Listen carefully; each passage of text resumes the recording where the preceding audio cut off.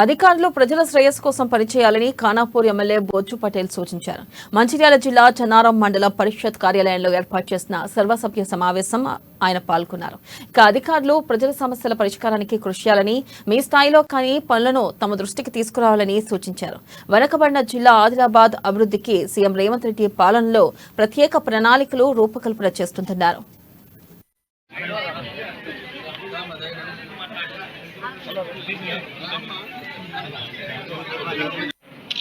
మరి ఈ ప్రాంతానికి సంబంధించిన అన్ని అంశాల మీద సుదీర్ఘంగా చర్చించడం, అదేవిధంగా అధికారులు కూడా నేను విజ్ఞప్తి చేయడం అనేది జరిగింది. ఎక్కడెక్కడైతే మనకు అవసరాలు ఉన్నాయో అక్కడక్కడ కూడా ప్రపోజలన్నీ కూడా తయారు చేయాలని చెప్పిన. అదేవిధంగా ఈ ప్రాంతంలో టైగర్ జోన్ అనేది అతి పెద్ద ఇష్యూ ఉంది. చాలా గ్రామాల్లో అనేక రకాల అభివృద్ధి పరికరాలు ఆగుతున్నాయి.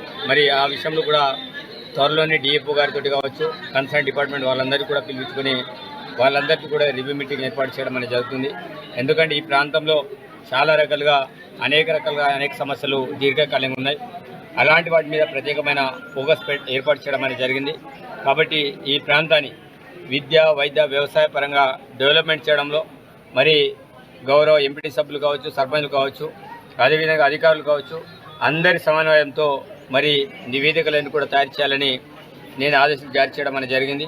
కాబట్టి నేను అధికారులను కూడా కోరుకునేది ఒకటే, ఎలాంటి ప్రలోభాలకు లొంగకుండా నిస్వార్థంగా సేవ చేయాలని విజ్ఞప్తి చేయడం అనేది జరిగింది.